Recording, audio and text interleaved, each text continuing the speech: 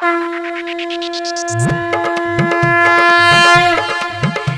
बोला दुर्गा मैया की। Music by Rakesh digital recording studio Banarasi वैसा मुंगेर।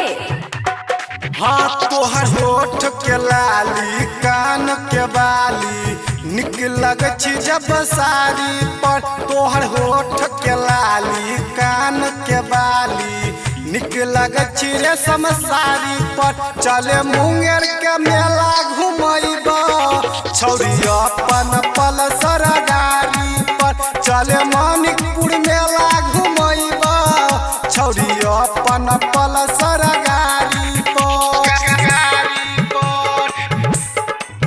चले मानिकपुर मेला घुमैबा छौरी अपन पल्सर गाड़ी पर। Rakesh digital recording studio Banarasi वैसा मुंगेर।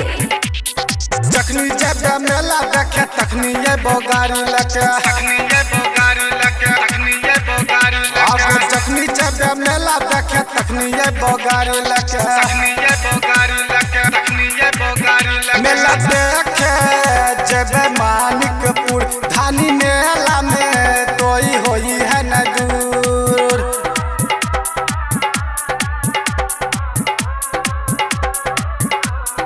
हाँ पैसा खर्चा केतनो करबै भैया के हेर साली पर। पैसा खर्चा केतनो करबै भैया के हेर साली पर। चल मुंगेर के मेला देखैबो छौरी अपन पल्सर गाड़ी पर। चल मानिकपुर मेला देखैबो छौरी अपन MS गाड़ी पर। चले मानिकपुर मेला घुमैबा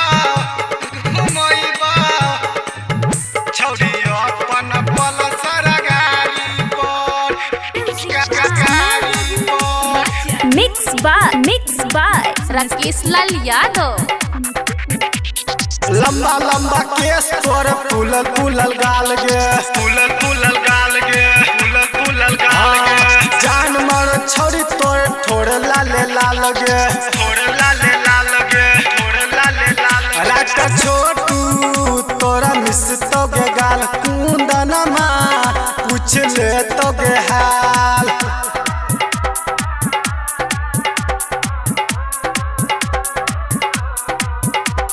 बहुते घूमले तू गे छौरी टाटा और सवारी पर। बहुते घूमले तू गे छौरी टाटा और सवारी पर। चल मानिकपुर मेला घुमैबा छौरी अपन पल्सर गाड़ी पर। चल किन्नरपुर मेला घुमैबा छौरी अपन पल्सर गाड़ी पर। Rakesh digital recording studio Banarasi वैसा मुंगेर।